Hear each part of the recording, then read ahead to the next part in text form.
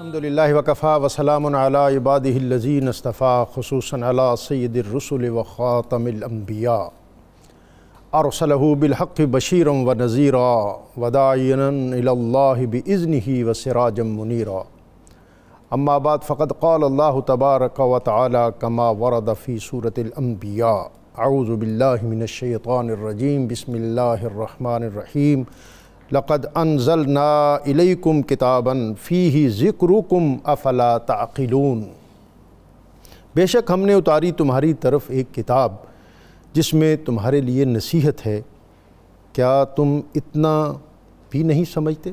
صدق اللہ العظیم۔ لفظ لفظ نور اور حرف حرف روشنی سے آراستہ نور قرآن کے ساتھ طاہر بخاری آپ سے مخاطب ہے۔ ناظرین، آج ہم 70واں پارہ اور اس کے اندر بطور خاص سورۃ الانبیاء اس کے اہم مضامین اس سے اکتساب فیض کریں گے۔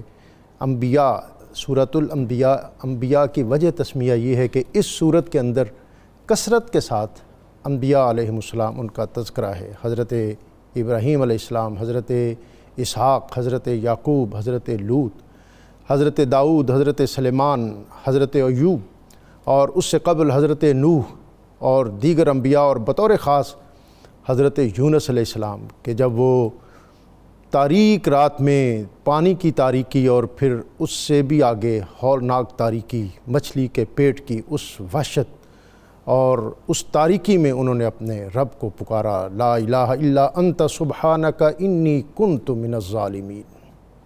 اور پھر اقبال نے کہا تھا کہ افلاک سے آتا ہے نالوں کا جواب آخر، اٹھتے ہیں حجاب آخر، کرتے ہیں خطاب آخر۔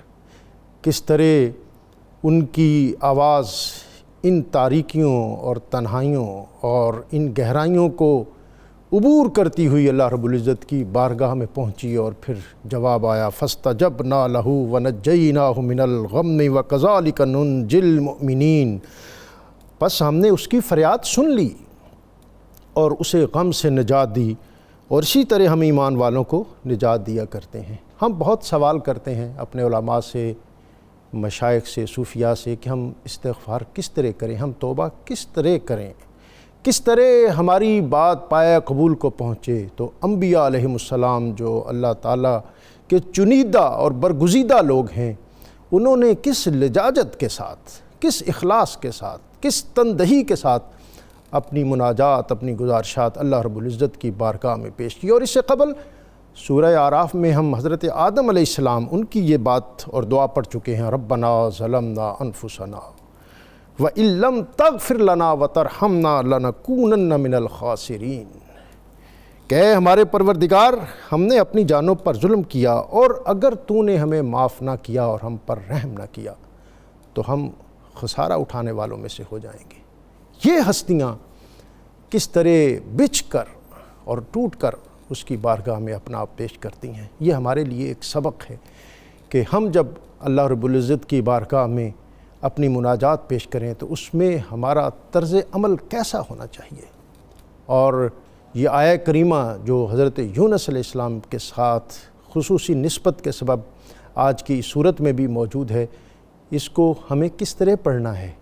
ہم رینٹ پہ مدرسے سے بچے بلواتے ہیں اور ایک ختم کروا کے سمجھ لیتے ہیں کہ ہم نے حق ادا کر دیا، ایسا نہیں ہے۔ جب تک خشیت اور للہیت اور اخلاص ہمارے اندر ان چیزوں کو پیدا کر کے پھر یہ ندا اور دعا اللہ کی بارگاہ میں نہیں پہنچے گی، اس وقت تک ہم اس کے معارف سے پوری طرح فیض یاب نہیں ہو سکیں گے۔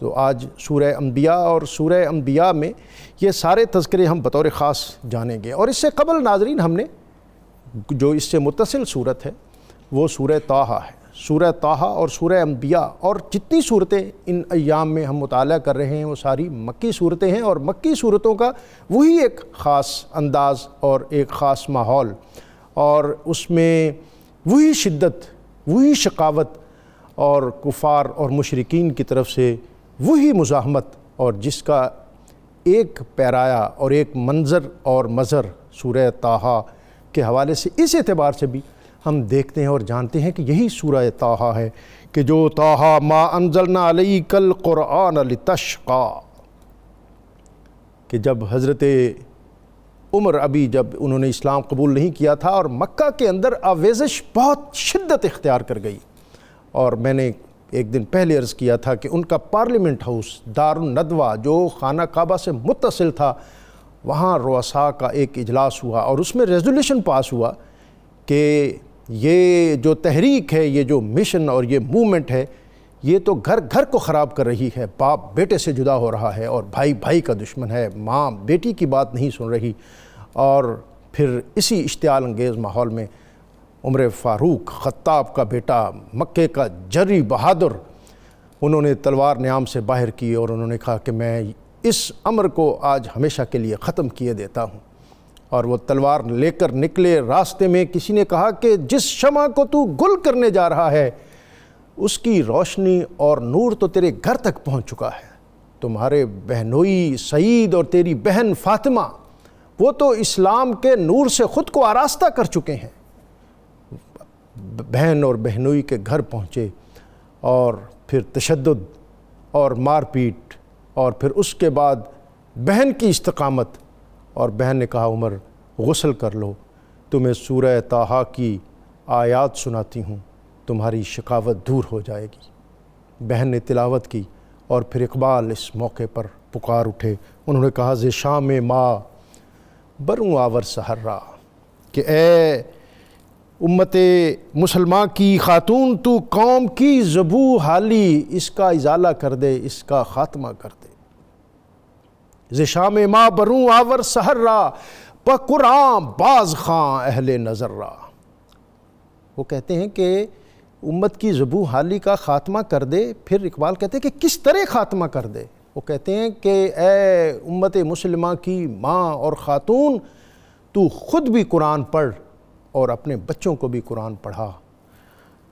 تمہیں دانی کے سوز قراتے تو، کیا تو جانتی نہیں ہے کہ تیری ایک بہن کی قرات کے سوز نے، اثر آفرینی نے دگر گوں کرد تقدیر عمر را، عمر جیسے جری اور بہادر کی تقدیر کو بدل دیا تھا۔ ناظرین، یہ ماحول ہے مکہ کا، اور پھر حضرت عمر فاروق یہاں سے دار ارقم میں آتے ہیں۔ یہ دار ارقم جیسے قریش مکہ اور مشرکین کا ایک پارلیمنٹ ہاؤس تھا، اسی طرح ایک مجلس مشاورت اور مشاورت گاہ دار ارقم، دار گھر کو کہتے ہیں ویسے تو، لیکن ابن منظور نے کہا کہ دار ایسے گھر کو کہتے ہیں جس کے گرد ایک مضبوط حصار ہو، اور جس کے اندر رہنے کی الگ جگہ ہو، تربیت کی الگ جگہ ہو، اور ایک چھوٹا سا کمیٹی روم بھی ہو جہاں بیٹھ کر مشاورت ہو سکے۔ اور یہ کوہ صفا اس کے دامن میں تھا، اور بنو مخزوم کے یہ بہت جلیل القدر اور اولو العزم حضرت ارقم جو اوائل دور کے مسلمان تھے، صحابی رسول تھے، انہوں نے اپنی حویلی کو اوائل دور میں اس کٹھن اور مشکل دور میں اس خاص مقصد کے لیے وقف کیا تھا۔ ان سب ہستیوں کو سلام عقیدت کے ساتھ آج کے مضامین کی طرف بڑھتے ہیں، اور ہمیشہ کی طرح ان مضامین اور عنوانات پر گفتگو کے لیے ہمارے جلیل القدر ہستیاں علامہ مفتی محمد فاروق القادری، علامہ مفتی محمد اقبال چشتی، اور اللہ رب العزت کی بارگاہ میں حمد کا نذرانہ پیش کرنے کے لیے الحاج شہباز قمر فریدی۔ میں اپنی ان تینوں مہمان شخصیات کو خوش آمدید کہتا ہوں، اور ان کی طرف جانے سے قبل اسماء الحسنہ میں سے ایک اسم مبارک الرزاق، بہت زیادہ رزق عطا فرمانے والا، اس اسم مبارک کی برکت یہ ہے کہ جو شخص کثرت کے ساتھ الرزاق کا ورد کرتا ہے، اللہ تعالیٰ اس کی روزی کو ہمیشہ کشادہ اور فراواں رکھتا ہے۔ مفتی صاحب، آج کے مضامین اور سورہ انبیاء اور پارہ 17 اور خلق الانسان من عجل، انسان کی سرشت میں ہی جلد بازی ہے جناب۔ بسم اللہ الرحمن الرحیم۔ اس آیت مقدسہ میں بہت اہم پیغام اور نصیحت ہے۔ انسان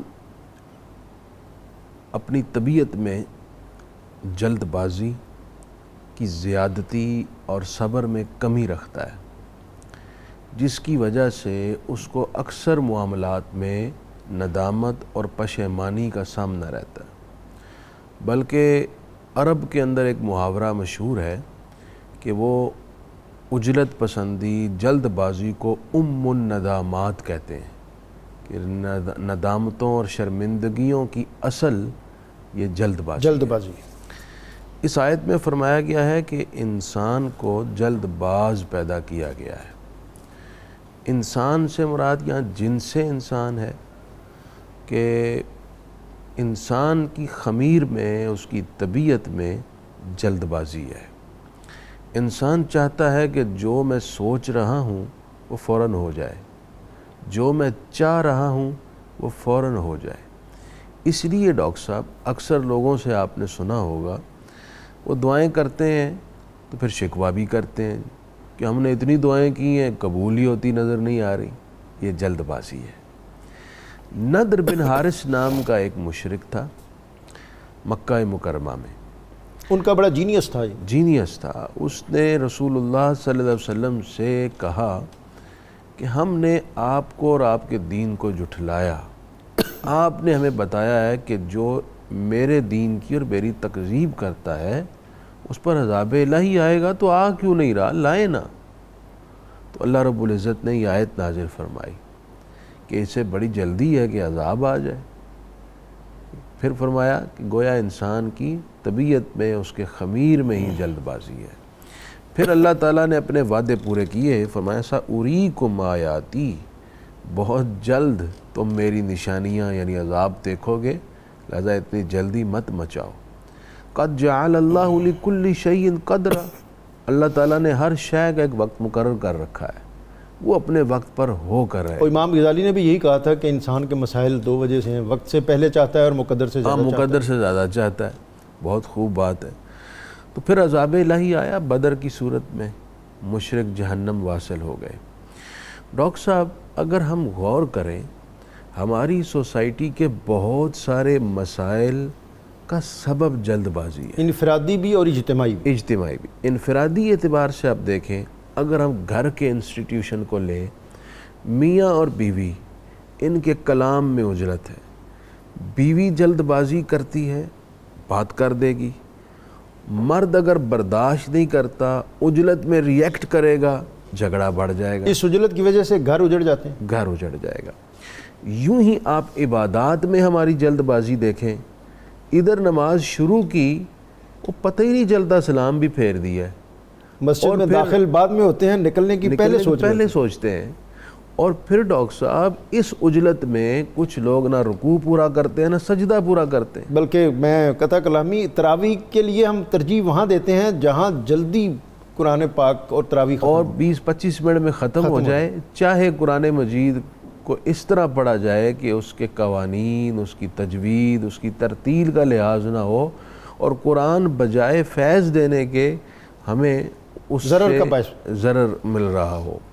اچھا، عبادات میں نماز میں جلدی، تو آپ صلی اللہ علیہ وسلم نے ایک صاحب کو اس طرح دیکھا، آپ نے روکا، فرمایا دوبارہ نماز پڑھو، یہ نماز نہیں ہے ہمارا مزاج۔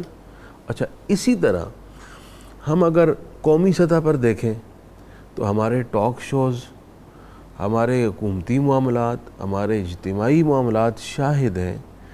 ہمارے ہاں ایک ڈاکٹر صاحب بہت بڑی پرابلم چل رہی ہے، اور یہ ہمارا اس وقت اجتماعی لیول پر بہت بڑا ناسور بن گیا ہے، وہ ہے افواہ کو کان دھر کے افواہ پر بات سنی، اس پر تحقیق کرنا، اس کی اصل تک پہنچنا گوارا نہ کیا، مفتی صاحب فوراً ہی اس پر اپنا تبصرہ جھاڑ دیا۔ نہیں مفتی صاحب، اس میں ٹائم لگتا ہے، پھر خبر بریک کرنی ہوتی ہے، اور نہیں، میں میڈیا کی بات نہیں کر رہا، میں سوشل میڈیا کی بات کر رہا ہوں۔ سوشل میڈیا پہ کسی نے اپنی مرضی سے ایک پوسٹ گھڑ کر لگا دی، اور اس کو آگے پھر ہم اب نیچے کمنٹس آتے ہیں، لوگ شیئر کرتے ہیں۔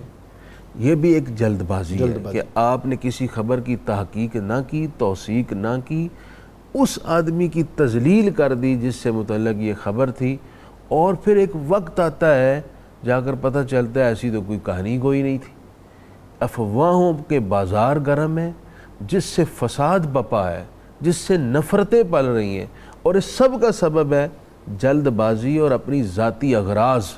آپ صلی اللہ علیہ وآلہ وسلم نے ارشاد فرمایا، جس نے صبر سے کام کیا وہ اپنے مقصد کو پا گیا. سبحان اللہ. اور جس نے سبحان اللہ. جلد بازی میں کام کیا ممکن ہے، قریب ہے کہ وہ اپنے مقصد کو نہ پائے اور پشیمانی کا منہ دیکھنا پڑے. حضرت اسامہ بن زید ایک جنگ کے لیے آپ صلی اللہ علیہ وسلم نے انہیں روانہ کیا. حرقہ نامی ایک گاؤں میں پہنچے، حملہ کر دیا، لوگ بھاگ گئے. ایک آدمی تھا، اسے پکڑ لیا. اس نے دیکھا کہ اب یہ مجھے تلوار مارنے لگے ہیں. اس نے پڑھا لا الہ الا اللہ محمد رسول اللہ.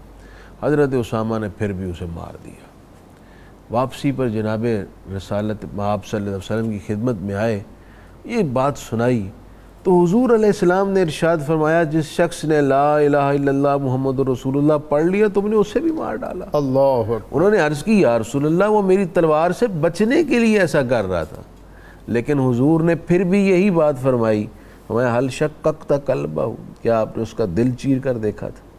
جب اس نے کلمہ پڑھ لیا آپ کو تلوار نہیں چلانی چاہیے تھی. آپ نے عجلت کا مظاہرہ فرمایا.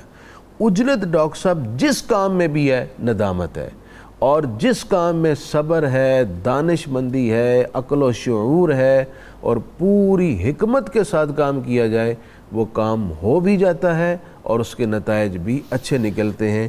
یہی پیغام ہے. میں آپ سے یہ بھی پھر جاننا چاہوں گا اختتام پر جب آپ میسج دیں گے آج کے پروگرام کا کہ یہ جو اشتعال اور انتہا پسندی ہے یہ کس طرح رواداری اور انسان دوستی میں آئے اور ہمارے رویے کس طرح اعتدال میں ڈھلیں، تو انشاءاللہ اس پر بھی ہم بات کریں گے. مفتی صاحب آیت ہے آگے، اور ہم نے مرحمت فرمائی تھی ابراہیم کو ان کی دانائی. وَلَقَدْ آتَيْنَا إِبْرَاهِيمَ رُشْدًا. بسم اللہ الرحمن الرحیم. بہت اچھا ہوا عجلت کے حوالے سے بیان ہو گیا. تو یہ تقریباً 20 آیات ہیں، ان میں بھی اب عجلت نہیں ہوگی، اس لیے کہ قرآن مجید کی 20 آیات پر گفتگو کرنے کے لیے تھوڑا سا تو وقت چاہیے. وہ اصل میں آپ کا جو ملکہ ہے خطابت کا کہ آپ تو چیزوں کو سمیٹ دیتے ہیں. وہ ملکہ خطابت معذرت خواہ ہے کیونکہ قرآن سے تو مختصر الفاظ لائے نہیں جا سکتے. حضرت سیدنا ابراہیم علیہ نبینا علیہ الصلاۃ والسلام کو اللہ پاک نے جس قوم کی طرف بھیجا تھا وہ ساری بت پرستی میں مبتلا تھی، اور نمرود جیسا بدبخت اس وقت حکمران تھا.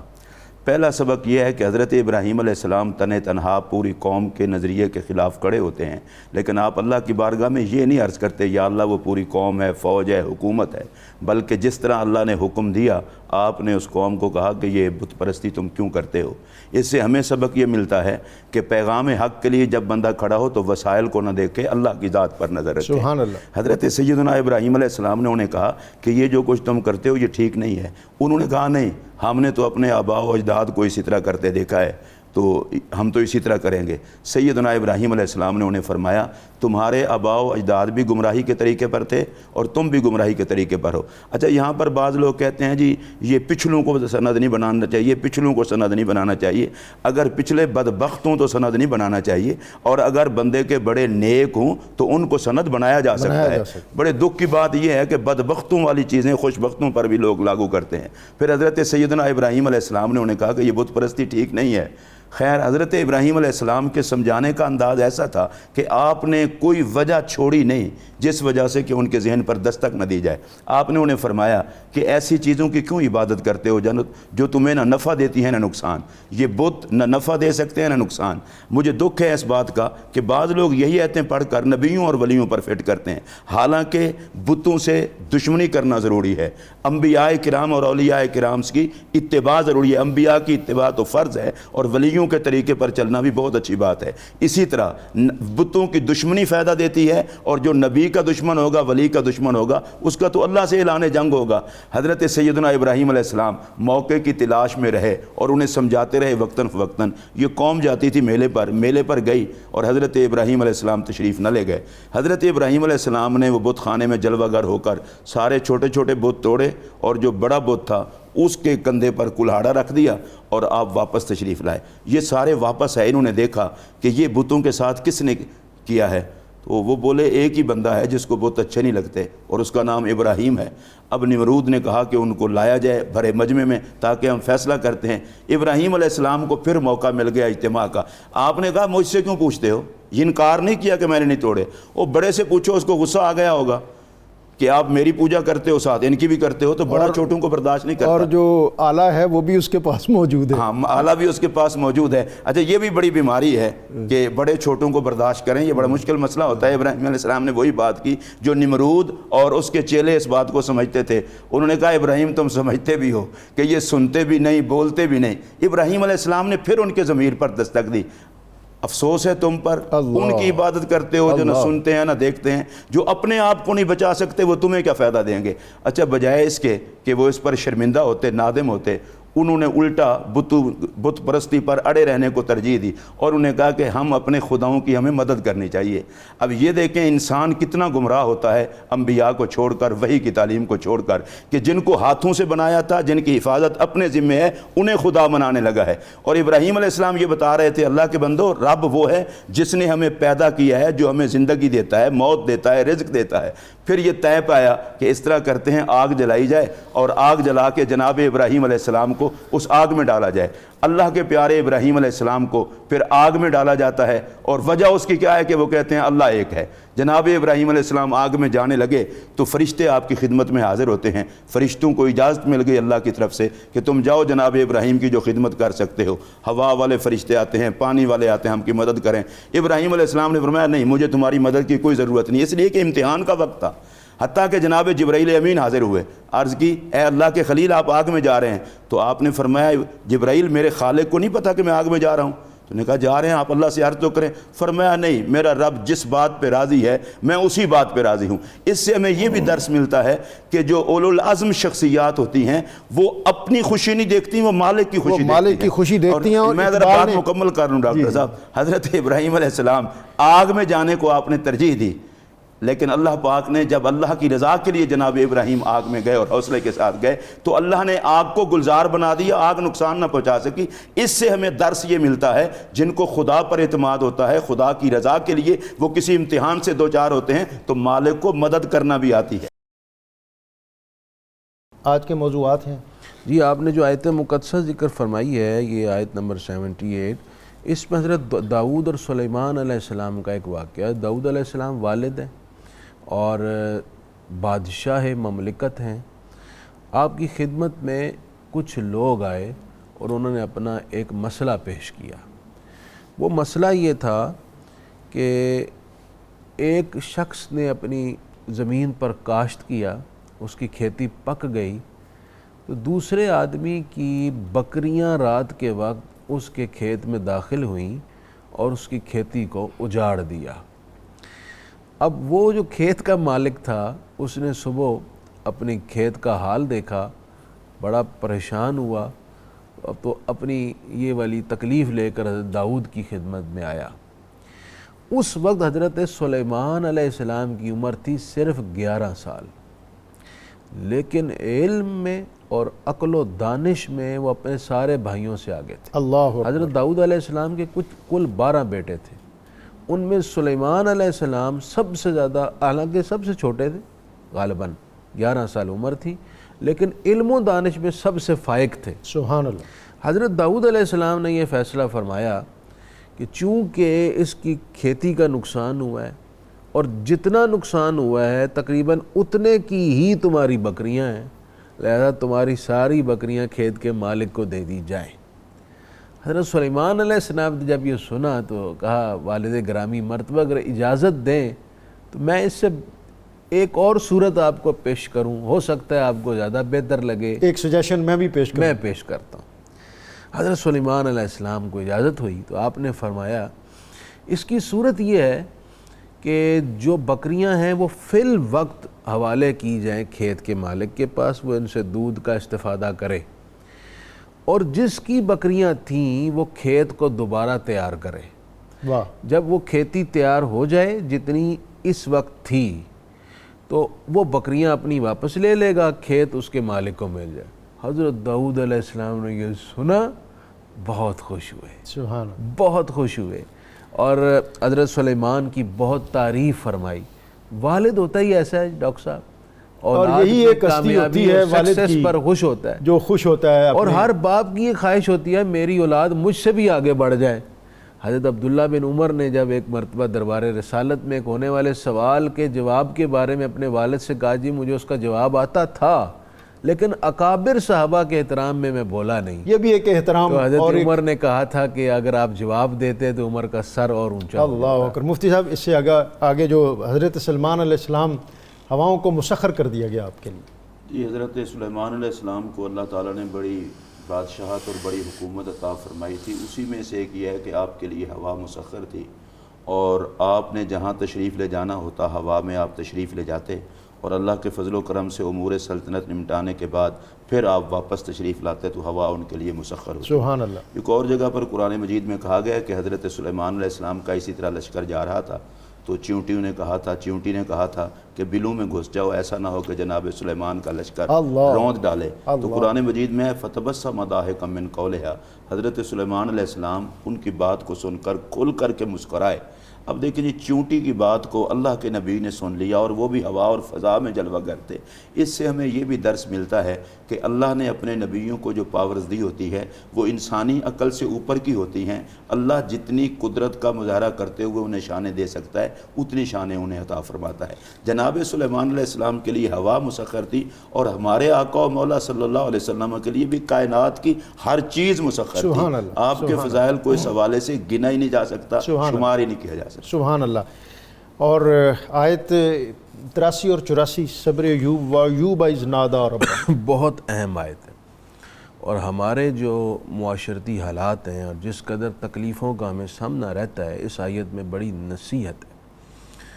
بیماری میں مبتلا ہو جائیں یا کوئی تکلیف آ جائے تو ہم اس وقت بڑے عجیب و غریب الفاظ پیش کرتے ہیں. کہ بیماری تو کرو جاندی نہیں کہ بھی کہتے ہیں تو چنگا سی مر جاندے وغیرہ وغیرہ بہت کچھ کہتے ہیں. حضرت ایوب علیہ السلام کو اللہ تعالیٰ نے ایک آزمائش میں مبتلا کیا. وہ یہ کہ آپ خوشحال تھے اور آپ کے بہت سارے اموال تھے, گھر خوبصورت تھا, آپ کے پاس جانور تھے, اولاد تھی. گھر گر گیا اور آپ کے سارے بچے شہید ہو گئے. اللہ اکبر. آپ کے جانوروں کے اندر ایک بیماری آئی, سارے جانور مر گئے. پھر آپ کو خود بیماری لگ گئی. ڈاکٹر صاحب بہت سارے مریض ایسے ہیں جن بیچاروں کو ایسی بیماری لگتی ہے کہ بستر سے اٹھ نہیں سکتے, جیسے فالج ہو گیا ہے یا کوئی اور ایسا مسئلہ پیش آ گیا, یا ایسی بیماری لگ گئی ہے کہ دائمی طور پر وہ اب ساتھ ہی ہے, ہر لمحے کا ایک صبر چاہیے. اب ان کے سامنے اللہ تعالیٰ نے ایک ماڈل رکھ دیا حضرت ایوب کا, دیکھو میرے اس بندے نے صبر کیا تو میں نے اس کو کیسے نوازا. حضرت ایوب کو پھر بیماری لگ گئی, وہ بیماری بہت سخت تھی. حضرت ایوب علیہ السلام نے ایک طویل عرصہ بیماری میں گزارا. بعض روایات میں آتا ہے تقریباً 30 سال آپ اس بیماری میں رہے, بعض میں 40 سال کا بھی ذکر ہے. پھر آپ نے اچھا اس مرحلے پر وفا کا تذکرہ کرنا میں بھول نہیں سکتا. سبحان اللہ. آپ کی اہلیہ محترمہ رحمت بنت افراہیم نے, جن کے بارے میں کہا تھا کہ حضرت لوط علیہ السلام کی اولاد میں سے تھی, انہوں نے بڑے صبر کے ساتھ اپنے شوہر کے ساتھ وفا کی. اولاد ان کی بھی چلی گئی اور اموال مال و دولت سب ختم ہو گیا, مشقت کے ایام ہیں, اور لیکن اپنے شوہر کو نہیں چھوڑا. وفا اور ایفا کا تقاضا تو ان کو دیکھا وہ بیماری میں ہے, اب وہ اس طرح کام نہیں کر پاتے جس طرح ایک عام انسان کرتا ہے. اس معاملے میں وہ خود جا کر جنگل سے لکڑیاں وغیرہ کاٹتی, اپنے گھر کے معاملات چلاتی, اپنے شوہر کی خدمت کرتی تھی. اللہ تعالیٰ نے ان کا بھی ذکر فرمایا قرآن مجید میں, اور یہ ذکر کرنا ان کی مدح اور تعریف تھی. اس سے پتہ یہ چلا, قرآن یہ بتا رہا ہے کہ جو عورتیں اپنی فیملی کے ساتھ وفا کرتی ہیں نگاہ رب العزت میں انہیں قدر سے دیکھا جاتا ہے. اچھا پھر حضرت ایوب علیہ السلام نے جب تکلیف ایک طویل عرصہ پڑ گئی تو آپ نے یوں دعا کی تو اللہ تعالیٰ نے مہربانی کی. وہ اس دعا کا ذکر یہاں پہ ہے, وَأَيُّوبَ إِذْ نَادَىٰ رَبَّهُ أَنِّي مَسَّنِيَ الضُّرُّ وَأَنْتَ أَرْحَمُ الرَّاحِمِينَ. اپنے درد کے شکوے نہیں کیے, یوں کہا کہ اے پروردگار میں تکلیف میں ہوں اور تو سب سے بڑا مہربان ہے۔ اللہ اکبر۔ ایک مہربانی اور شفقت کی نظر کر دے۔ حضرت قرآن کہتا ہے فاستجبنا لہ فکشفنا ما بہ من ضر، ہم نے ان کی دعا سن لی اور ان کی تکلیف ان سے دور کر دی۔ حکم ہوا آپ پاؤں زمین پر لگائیں، پاؤں ہمارا نیچے سے ایک چشمہ جاری ہوا، فرمایا اس پانی سے آپ نہا لیں۔ تو حضرت داؤد علیہ السلام، حضرت ایوب علیہ السلام کی ساری بیماری دور ہو گئی، وہ پہلے کی طرح حسین و جمیل ہو گئے۔ اور بعض روایتوں میں یہ بھی ہے کہ اللہ تعالیٰ نے ان کو جوان کر دیا، ان کی اہلیہ کو بھی جوان کر دیا، اور ان کو پھر نئی اولاد عطا فرمائی، اور پہلے سے بڑھ کر دنیاوی مال و دولت بھی عطا کیے۔ میسج قرآن نے یہ دیا ہے جو تکلیف پر صبر کرے اور اپنے معاملات کو اللہ کے سپرد کرے، توکل اور بھروسہ پورا رکھے، ایک دن رحمت الہی اس کا ہاتھ تھامتی ہے اور اس کے حالات دوبارہ پہلے کی طرح خوشگوار ہو۔ اور آج جو بطور خاص ہمارے موضوعات ہیں وہ اسی طرح کے ہیں، اور اس میں ہمارے لیے بہت زیادہ موضوعات اور بہت زیادہ سبق ہیں۔ مفتی صاحب اس سے آگے فنادا فی الظلمات، حضرت یونس علیہ السلام، ان کا معاملہ بھی ایسا ہی ہے۔ حضرت سیدنا یونس علیہ السلام نے اپنی قوم کو اللہ کی توحید کی طرف اور اپنی رسالت کی طرف بلایا، بڑی دیر انہیں دعوت دیتے رہے، لیکن قوم نے آپ کی دعوت پر لبیک نہ کہا اور اللہ کی توحید کو ماننے کے لیے اور آپ کی رسالت کو ماننے کے لیے تیار نہ ہوئے۔ تو حضرت سیدنا یونس علیہ السلام نے دیکھا کہ میں انہیں اللہ کی طرف بلاتا ہوں اور یہ مانتے نہیں، تو وہ اللہ کی رضا کی خاطر ان سے ناراض ہوئے کہ ایسی نافرمان قوم سے میں چلا جاؤں، اور حضرت یونس علیہ السلام وہاں سے چل پڑے۔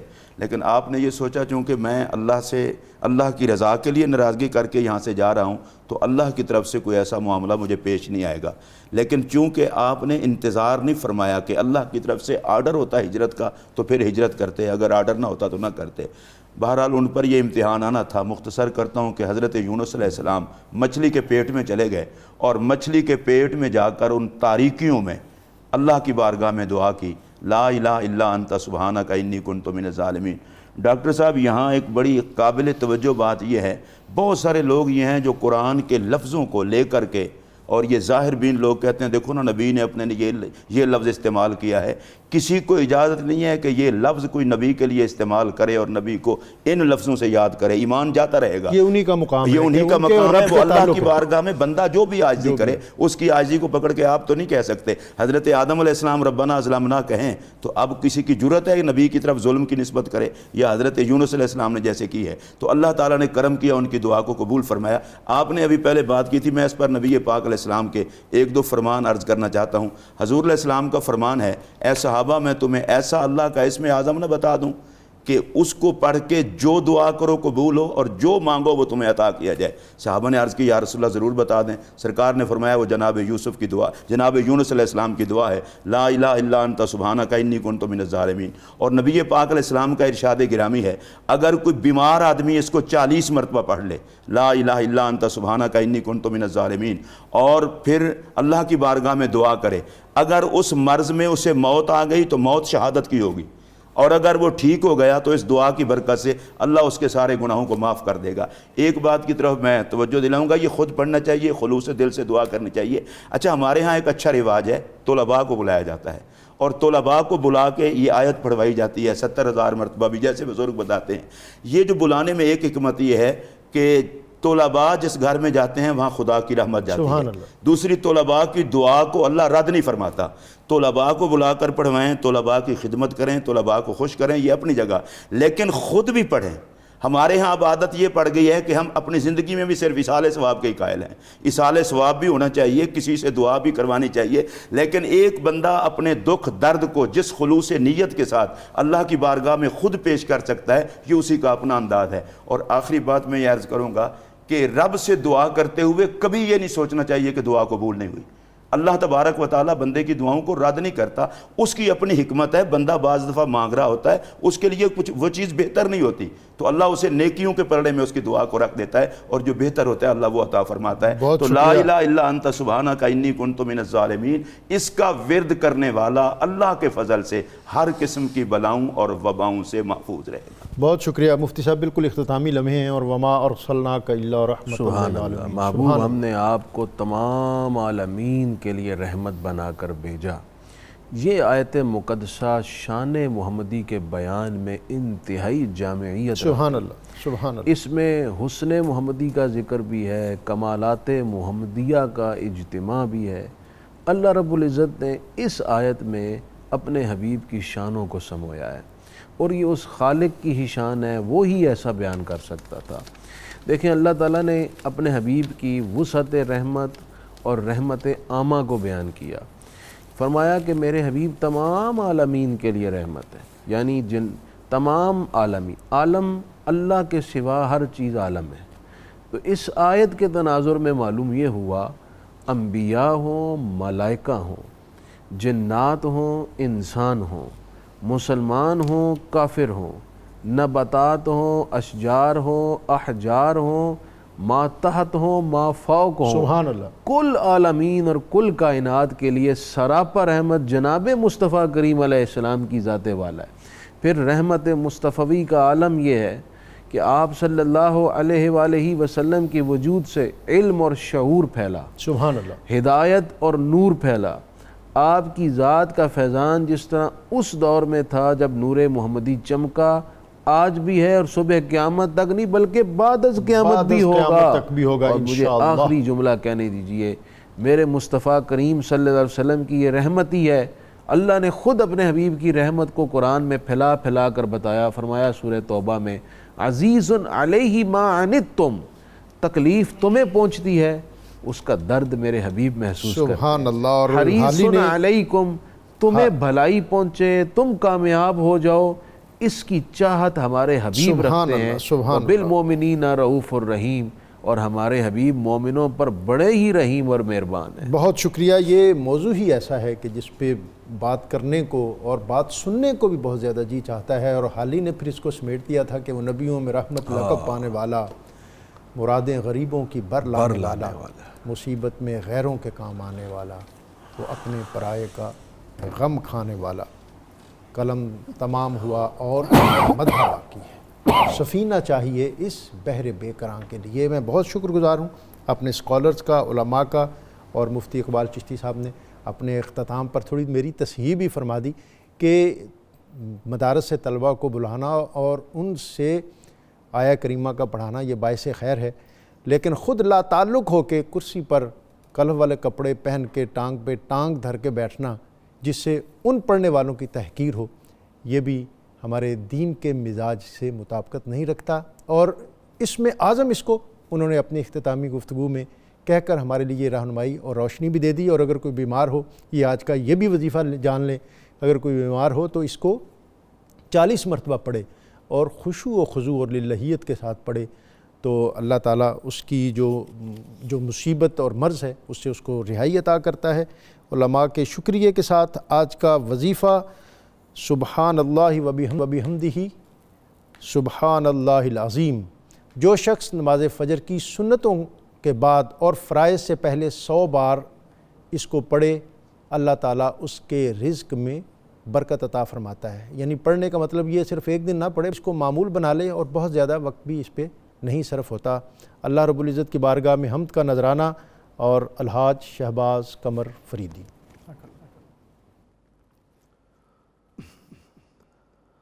آنکھ اٹھے تیرے لیے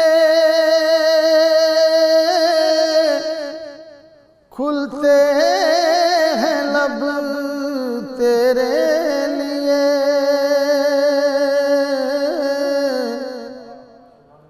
میرا جینا میرا مرنا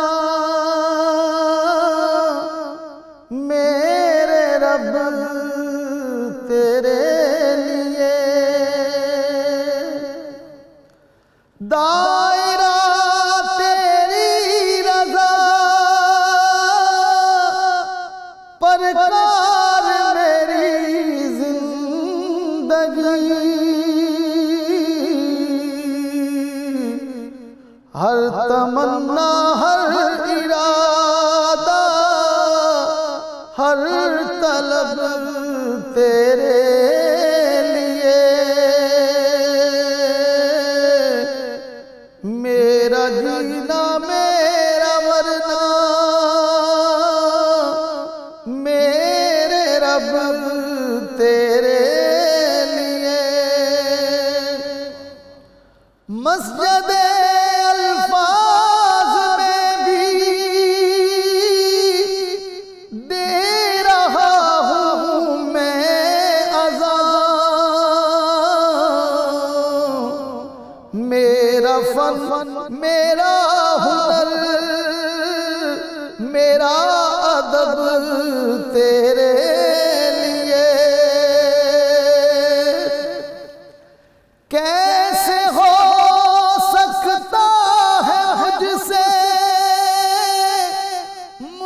حرف ایک سانس بھی